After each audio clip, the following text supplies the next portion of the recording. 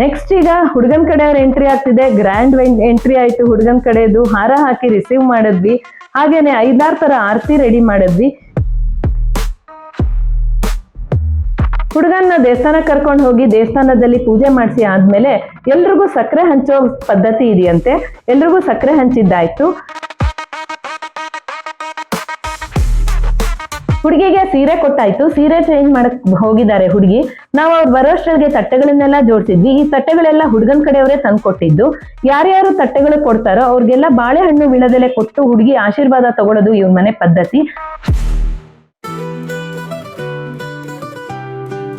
ಇದಾದ್ಮೇಲೆ ಸಂಜೆ ರಿಸೆಪ್ಷನ್ಗೆ ಹುಡುಗ ಹುಡುಗಿ ಇಬ್ರು ರೆಡಿಯಾಗಿ ಬಂದ್ರು.